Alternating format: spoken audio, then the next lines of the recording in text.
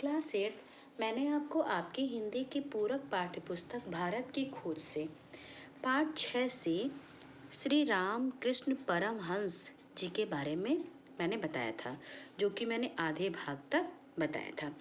मैंने आपको बताया था कि बंगाल में एक दूसरे ढंग का व्यक्तित्व सामने आया और नए पढ़े लिखे वर्ग के बहुत लोगों पर उनका प्रभाव भी पड़ा। वह थे श्री राम कृष्ण परमहंस। वे सीधे साधे व्यक्तित्व के व्यक्ति थे और आत्म साक्षात्कार की खोज में वे मुसलमान और ईसाई तत्वज्ञानियों तक से मिले थे। धार्मिक विश्वास की बुनियादी बातों पर बल देते हुए उन्होंने हिंदू धर्म और दर्शन के विविध पक्षों को आपस में जोड़ा था। अब बेटा मैं आपको उसके आगे का भाग समझाने जा रही हूँ। उन्होंने दूसरे धर्मों को भी अपने क्षेत्र में लिया। रामकृष्ण परमहंस ने बेटा हिंदू और मुसलमान को तो जोड़ा ही जोड़ा, साथ में उन्होंने दूसरे धर्मों को भी अपने ही क्षेत्र में ले लिया था। वे हर तरह की सांप्रदायिकता के विरोधी थे। रामकृष्ण जो परमहंस है बेटा रामकृष्ण, वे हर तरह की सांप्रदायिकता के विरोधी थे। उन्होंने इस बात पर भी बल दिया है, उन्होंने ये बल दिया है कि सभी मार्ग किस ओर जाते हैं, सत्य की ओर जाते हैं। मतलब उन्होंने हिंदू मुसलमान साथ ही साथ बेटा सभी धर्मों को अपने क्षेत्र में लिया, लेकिन वे सांप्रदायिकता के विरोधी थे। और उन्होंने इस बात पर पूरा पूरा बल दिया है कि कोई भी रास्ता हो वो हमेशा सत्य की ओर ही जाता है। आधुनिक जीवन के संदर्भ में उन्हें समझना कठिन था। मतलब रामकृष्ण को बेटा जो आधुनिक जीवन है उसके विषय में उन्हें समझना जो है कठिन था। फिर भी वे भारत के बहुरंगी सांचे के अनुरूप थे। बहुत से लोग जिन्होंने उन्हें कभी नहीं देखा उनकी जीवन कथा से प्रभावित हुए। मतलब कि वे ऐसे व्यक्तित्व के व्यक्ति थे रामकृष्ण बेटा कि जिन्होंने उनको नहीं देखा, लेकिन उनकी जो जीवन की कथा था उसी से क्या हो गए, वे संतुष्ट हुए, उसी से प्रभावित हुए। मतलब उनके जीवन की जो कथा था उसका प्रभाव लोगों पर पड़ा जिन्होंने उनको देखा भी नहीं था। इस वर्ग में रोमिया रोला थे वे। श्री रामकृष्ण बेटा रोमिया रोला थे, जिन्होंने उनकी और उनके मुख्य शिष्य विवेकानंद की जीवनी लिखी थी।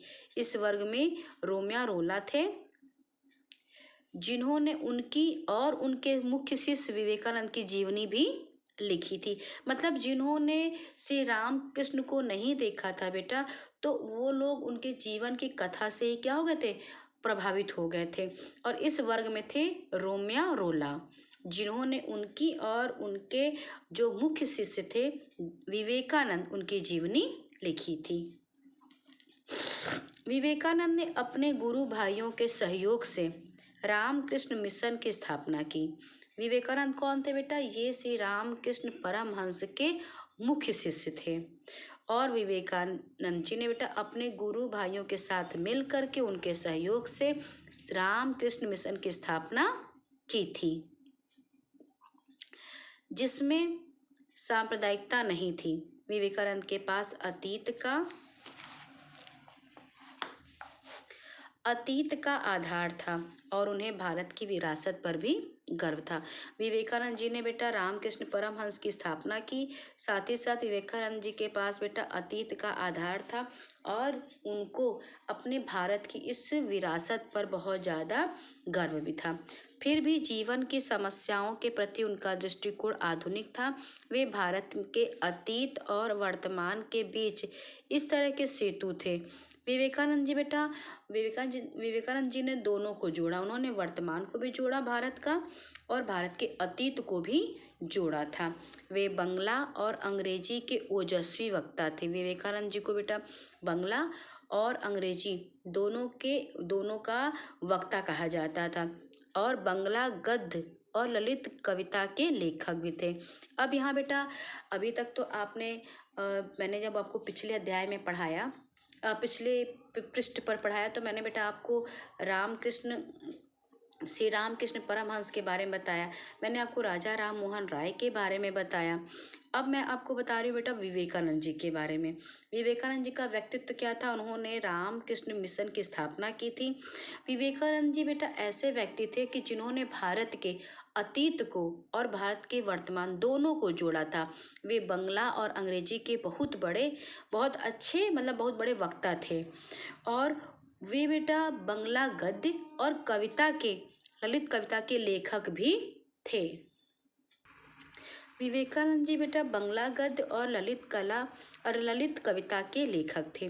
वे सुंदर व्यक्तित्व के भी धनी व्यक्ति थे। जो विवेकानंदन बेटा उनका जो व्यक्तित्व था वो बहुत सुंदर था। सुंदर व्यक्तित्व के वे धनी व्यक्ति थे, रोबीले थे, शालीन थे और वह गरिमावान थे। विवेकानंद जी बेटा एक ऐसे व्यक्ति थे, भारत के ऐसे व्यक्तित्व थे कि जिनको अपने भारत की विरासत पे गर्व था। उन्होंने भारत के वर्तमान और भारत के अतीत दोनों को जोड़ा था। बंगला और अंग्रेजी के वे बहुत अच्छे वक्ता थे। बंगला गद्य और ललित कला के लेखक थे। वह एक सुंदर व्यक्तित्व वाले व्यक्ति थे, रोबीले थे, शालीन थे और साथ ही साथ बेटा गरिमा से भरे हुए थे। उन्हें अपने मिशन पर भरोसा था। उनका मिशन क्या था बेटा? उनका मिशन अभी मैंने आपको बताया ही है। उनमें भारत को आगे बढ़ाने की गहरी लगन थी। उदास और पतित हिंदू मानस के लिए वे संजीवनी की तरह आए। विवेकानंद को बेटा उनको ये एक लालसा थी, लगन थी। उनको चाहत थी कि वो क्या करें, अपने भारत को बहुत आगे ले जाएं, अपने भारत को खूब बढ़ाएं। जो उदास और जो पतित हिंदू मानस था उनके लिए तो विवेकानंद जी संजीवनी की तरह आए। 1893 ईस्वी में उन्होंने शिकागो में अंतर्राष्ट्रीय धर्म सम्मेलन में भाग लिया। अमेरिका में 1 वर्ष से अधिक बिताया। उन्होंने अमेरिका में बेटा 1 साल से अधिक बिताया। फिर साथ ही साथ यूरोप की यात्रा, एथेंस, कुस्तुतुनिया तक की और मिस्र, चीन, जापान भी गए। विवेकानंद जी बेटा शिकागो में अंतर्राष्ट्रीय धर्म सम्मेलन में भी भाग लिए, अमेरिका में भी गए, यूरोप की यात्रा की, एथेंस और कुस्तुतुनिया तक की यात्रा की, मिस्र, चीन, जापान भी विवेकानंद जी गए। जो एक बार इस हिंदू सन्यासी को देख लेता था, विवेकानंद जी को जो देख लेता था, तो बेटा उसके लिए उन्हें और उनके द्वारा दिए गए संदेश को भूलना कठिन हो जाता था। विवेकानंद जी बेटा ऐसे व्यक्तित्व के व्यक्ति थे, इतने प्रखर व्यक्तित्व के व्यक्ति थे बेटा कि जो भी उनको अगर हिंदू सन्यासी जो इनको एक बार देख लेता था तो उनको भी और साथ साथ बेटा उनके दिए गए संदेश को भी भूल नहीं पाता था। खुद उन पर भी पश्चिमी देशों की यात्रा का बहुत अधिक प्रभाव पड़ा। विवेकानंद जी ने जो यात्रा की बेटा तो उन पर पश्चिम देशों के जो देश थे उसकी यात्रा का बहुत अधिक प्रभाव पड़ा था। वे अंग्रेजों की लगन और अमरीकी लोगों की जीवंतता और समभाव के प्रशंसक थे। उन्होंने बेटा जो अंग्रेजों की लगन थी वो और जो अमरीकी लोगों का जीने का जो ढंग था, जीवंतता थी, उसकी प्रशंसा करते थे। लेकिन वे पश्चिम के धर्म व्यवहार से प्रभावित नहीं हुए थे। उन्होंने बेटा अमरीकी लोगों की जीवंतता, अंग्रेजों की लगन की तो प्रशंसा की, लेकिन बेटा जो पश्चिम के लोग थे उनका जो धर्म का व्यवहार था, धर्म व्यवहार, उससे वो संतुष्ट नहीं थे। भारतीय दर्शन और आध्यात्मिक पृष्ठभूमि में उनकी आस्था और बलवती हो गई। विवेकानंद जी ने बेटा वेदांत के अद्वैत दर्शन के एकेश्वरवाद का उपदेश दिया। यहाँ पे बेटा अंडरलाइन कर लीजिए। विवेकानंद जी ने बेटा वेदांत और अद्वैत दर्शन के एकेश्वरवाद का उपदेश दिया था। उन्हें ये विश्वास था, विवेकानंद जी को ये विश्वास था कि विचारशील मानवता के भविष्य के लिए यही एकमात्र धर्म हो सकता है। मानवता के भविष्य के लिए एकमात्र यही धर्म हो सकता है। उनके अनुसार वर्ण व्यवस्था एक तरह की सामाजिक व्यवस्था है। जो वर्ण व्यवस्था थी तो विवेकानंद जी का कहना था कि जो ये वर्ण व्यवस्था ये एक तरह की क्या है, एक तरह की सामाजिक व्यवस्था है जो धर्म से अलग थी और अलग ही रहनी चाहिए। कि वर्ण व्यवस्था क्या है, धर्म से अलग है, धर्म से अलग है। ये एक समाज की बनाई गई व्यवस्था, सामाजिक व्यवस्था है। जो क्या है वर्ण व्यवस्था, धर्म से अलग है और ये अलग भी होनी चाहिए। सामाजिक संगठनों को समय के परिवर्तन के साथ बदलना चाहिए। जो भी सामाजिक संगठन है समय के साथ साथ उनको बदलना चाहिए। विवेकानंद जी ने बेटा कर्म कांड के निरर्थक तात्विक विवेचनों और तर्कों की घोर निंदा की है। उन्होंने कर्म कांडों की निंदा की, विशेषकर ऊंची जाति की छुआछूत की। जो बेटा जाति प्रथा में जो ये छुआछूत, ऊंच नीच, ये सब जो बातें थी, तो विवेकानंद जी इसके पक्ष में नहीं थे। उन्होंने इसकी निंदा की है कि मतलब ये जाति पात, छुआछूत, ये सब नहीं होना चाहिए। विवेकानंद ने बहुत सी बातें कही, लेकिन जिस एक बात के बारे में उन्होंने अपने लेखन और भाषणों में बराबर लिखा वह थी, मतलब विवेकानंद जी ने बेटा बहुत सारी बातें की, लेकिन उनकी एक बात जो उन्होंने अपने लेखन में भी लिखा और साथ में अपने भाषण में भी उन्होंने कहा अभय निडर रहो, मतलब कि हमेशा क्या रहो, निर्भय रहो, अभय रहो, मतलब कि डरो मत। उनके अनुसार अगर दुनिया में कोई पाप है तो वो है दुर्बलता, मतलब तुम्हारी कमजोरी। विवेकानंद जी ने बेटा अपने भारतवासियों को इन्होंने अपने भाषण में, अपने लेखन में कहा कि हमेशा अभय रहो, मतलब कि भय में से मुक्त रहो, निडर रहो, डरो मत। उन्होंने कहा कि अगर दुनिया में कोई पाप है तो वो तुम्हारी कमजोरी है, तुम्हारी दुर्बलता है। इस तरह की दुर्बलता से बचो, मतलब अपनी कमजोरी से बचो। दुर्बलता पाप है, दुर्बलता मृत्यु, दुर्बलता मतलब कि बेटा दुर्बल हो जाना, कमजोर पड़ जाना, दुर्बलता मृत्यु है। उपनिषदों की यही महान शिक्षा थी और सत्य की कसौटी। कोई भी चीज जो तुम्हें शारीरिक, बौद्धिक और आध्यात्मिक दृष्टि से कमजोर बनाती है उसे जहर की तरह छोड़ दो। उन्होंने बेटा संदेश दिया कि जो भी चीज जो तुमको कमजोर बना रही, तुम्हें दुर्बल बना रही हैं, चाहे वो शारीरिक हो, बौद्धिक हो, आध्यात्मिक हो, जो तुम्हें कमजोर बना रही हैं, जैसे जहर को छोड़ा जाता है, विष को छोड़ा जाता है, उसी प्रकार से तुम उसको छोड़ दो। उसमें कोई जीवन नहीं है। मतलब जो चीज़ तुम्हें, चाहे वो शारीरिक रूप से हो, बौद्धिक रूप से हो, मानसिक रूप से हो, जो तुम्हें जो है कमजोर बना रही है, तुम्हें दुर्बल बना रही है, उसे क्या करो, उसे जहर की तरह छोड़ दो, क्योंकि उसमें ना जीवन है और ना तुम्हें उससे कुछ हासिल होगा। वह सत्य नहीं हो सकती, वह सत्य नहीं हो सकती। अब आइए बेटा पेज नंबर 100 पे। सत्य मजबूत बनाता है, सत्य पवित्रता है, सर्व ज्ञान है। अंधविश्वासों से सावधान रहो। मैं तुम्हें अंधविश्वासी मूर्ख कहने की अपेक्षा कट्टर नास्तिक कहना पसंद करूंगा। उन्होंने कहा कि सत्य की ओर चलो, सत्य ही तुम्हें मजबूत बनाएगा, सत्य ही तुम्हारी पवित्रता है, सत्य ही सच्चा ज्ञान है। अंधविश्वास जो भी है उससे दूर रहो।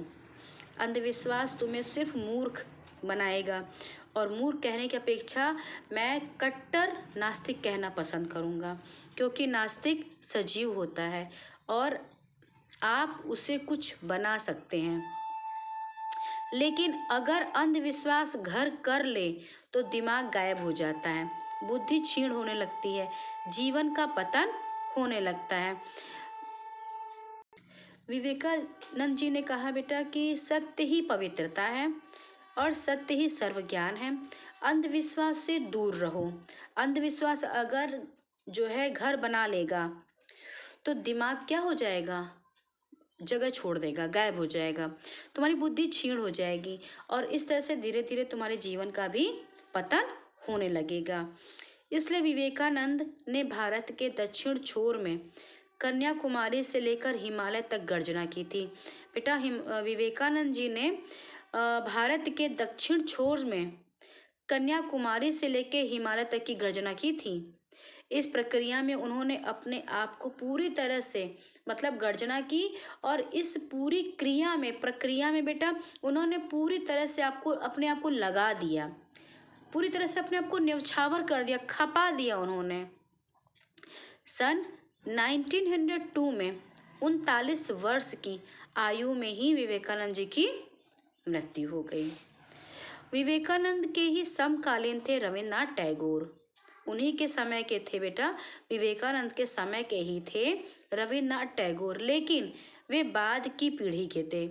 टैगोर परिवार ने 19वीं शताब्दी के दौरान बंगाल के विभिन्न सुधारवादी आंदोलनों में आगे बढ़कर भाग लिया था। टैगोर परिवार के बारे में बेटा मैंने आपको पिछली पृष्ठ में भी पढ़ाया था, समझाया था। विवेकानंद के समय के ही थे बेटा रविन्द्रनाथ टैगोर, लेकिन वे बाद की पीढ़ी के थे। 19वीं शताब्दी के बाद बेटा बंगाल के विभिन्न सुधारवादी आंदोलनों में रविन्द्रनाथ टैगोर ने बहुत बढ़ चढ़कर भाग लिया था। उस परिवार में आध्यात्मिक दृष्टि से ऊंचे लोग थे। रविन्द्रनाथ टैगोर के परिवार में बेटा आध्यात्मिक दृष्टि से ऊंचे लोग थे, श्रेष्ठ लेखक और कलाकार थे।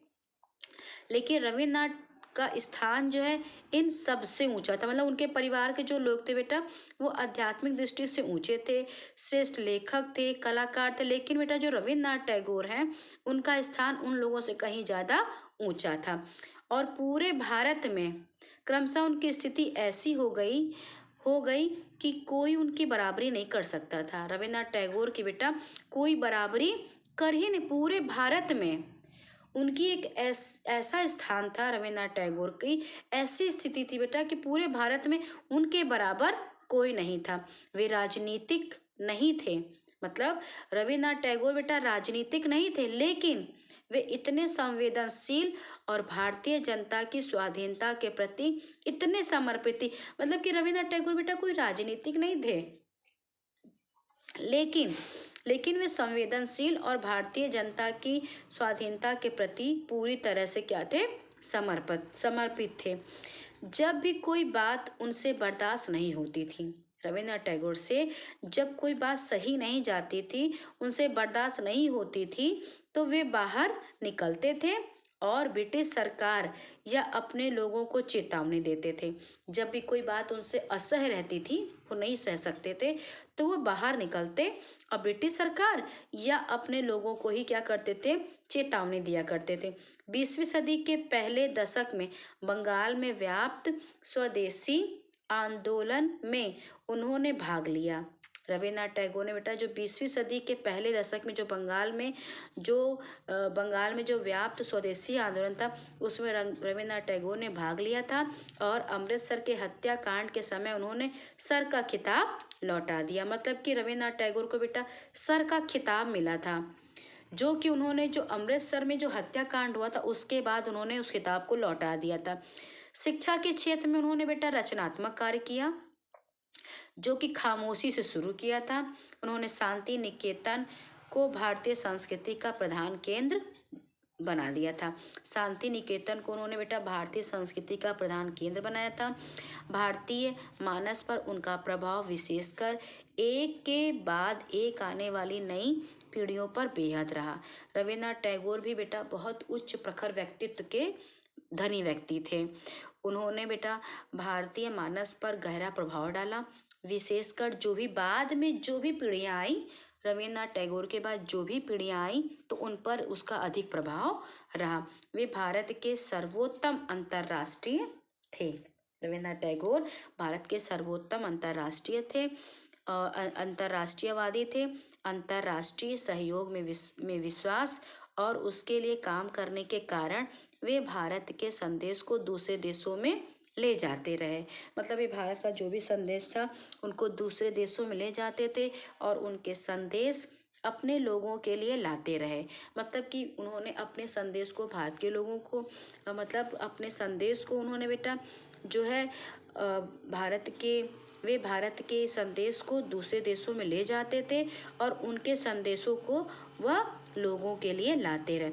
फिर भी उनके पैर दृढ़ता पूर्वक भारत की धरती पर ही जमे थे। मतलब कि मजबूती से उनके जो पैर थे रविन्द्रनाथ टैगोर के, वो भारत की ही धरती पर जमे थे और उनका मस्तिष्क उपनिषदों के ज्ञान से ओतप्रोत था। मतलब उनके ऊपर उपनिषद का गहरा प्रभाव था।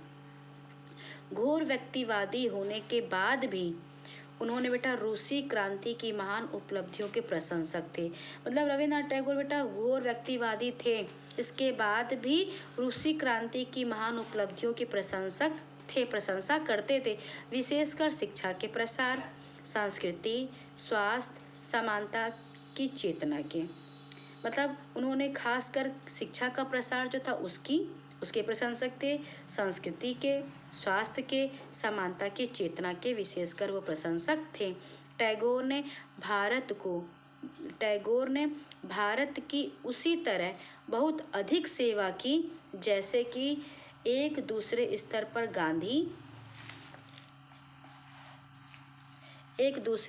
पर गांधी ने की थी।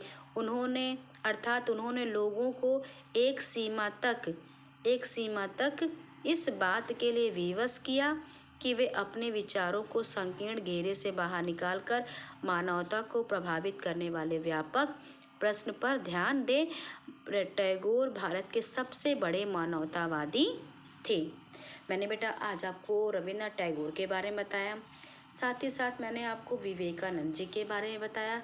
तो आपको बेटा ये दोनों विषय और मैंने श्री रामकृष्ण परमहंस जी के बारे में भी मैंने आपको पूरा बताया कि कैसे व्यक्ति थे।